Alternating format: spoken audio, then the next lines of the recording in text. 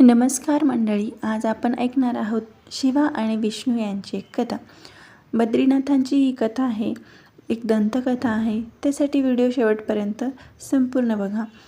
चॅनलवर नवीन असाल तर चॅनलला सबस्क्राईब नक्की करा आणि व्हिडिओ जास्तीत जास्त शेअर करा. चला तर मग आपण आता कथेला सुरुवात करूया. बद्रीनाथांविषयी एक दंतकथा आहे. इथे शिव आणि पार्वती राहिले होते. हे हिमालयात सुमारे 10,000 उंचीवर एक भव्य ठिकाण आहे. एके दिवशी नारद मुनी श्री विष्णूंकडे गेले आणि म्हणाले, तुम्ही मानवतेसाठी एक वाईट उदाहरण आहात. पूर्ण वेळ फक्त तुम्ही आदिशेषावर पडलेले असता आणि तुमची पत्नी लक्ष्मी ती तुमची सतत सेवा करत असते आणि ती देखील गरजेपेक्षा जास्तच.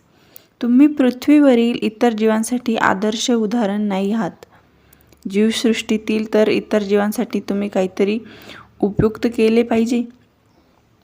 या टीकेतून सुटण्यासाठी आणि स्वतःच्या उन्नतीसाठी विष्णू खाली हिमालयात आले आणि त्यांची साधना करण्यासाठी योग्य जागा शोधू लागले.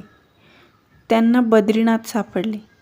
एक सुंदर असे घर, ज्यात सर्व काही होते, त्यांना हवे होते तसेच. त्यांची साधना करण्यासाठी उत्तम जागा. त्यानंतर भगवान विष्णू तेथे गेले. त्यांना ते घर सापडले जिथे शिव आपली साधना करत होते, जिथे आपला निवास करत होते. आणि मग ते त्या घरामध्ये दार उघडून आत गेले. पण त्यांना नंतर कळालं की हे तर शिवाचे निवासस्थान आहे आणि तो माणूस भयंकर आहे. जर त्यांना राग आला तर तो अशा प्रकारचा आहे की तो तुमच्यासोबत स्वतःचा देखील गळा कापून टाकेल. खूपच भयंकर माणूस. त्यामुळे विष्णूने एका लहान मुलाचे रूप घेतले आणि घरासमोर बसले. शिव आणि पार्वती जेव्हा फिरायला गेले होते, घरी परत आले जेव्हा ते परत आले तेव्हा त्यांना घरासमोर एक लहान बाळ रडत होते. या लहान मुलाला इतके रडताना पाहून पार्वतीची ममता जागी झाली आणि त्या मुलाला जवळ घेऊन असं तिला वाटत होतं. परंतु शिवाने तिला अडवले आणि म्हणाले, त्या मुलाला हात लावू नकोस. त्यावर पार्वती माता म्हणाल्या, किती कठोर आहात तुम्ही असे कसे म्हणू शकता. शिवा म्हणाले, हे चांगले मूल नाही. ते आपल्या दारी स्वतःहून कसे आले. आजूबाजूला कोणीच नाही. बर्फामध्ये त्याच्या आई वडिलांचे पायांचे ठसे नाही. हे मूल नाही. पण पार्वती म्हणाली, ते काही नाही. माझ्यातली आई या मुलाला असे सोडू शकत नाही. आणि ती त्या मुलाला घेऊन घरी गेली. ते मूल तिच्या मांडीवर बसून खूप आनंदी होते. शिवाकडे आनंदाने पाहत होते.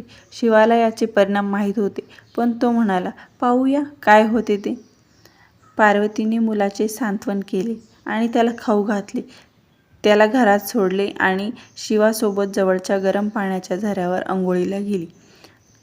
जेव्हा ते परत आले तेव्हा त्यांना दार आतून बंद दिसले. पार्वती हैराण झाली. दरवाजा कोणी बंद केला. शिव म्हणाला, मी तुला सांगितले होते मुलाला उचलू नकोस. तू मुलाला घरात घेऊन आलीस आणि आता त्याने दार बंद करून घेतले. पार्वती म्हणाली, आता आपण काय करायचे. शिवाकडे 2 पर्याय होते. एक म्हणजे त्याच्या समोरील सर्व काही जाळून टाकायचे आणि दुसरा म्हणजे दुसऱ्या रस्त्याने निघून जायचे.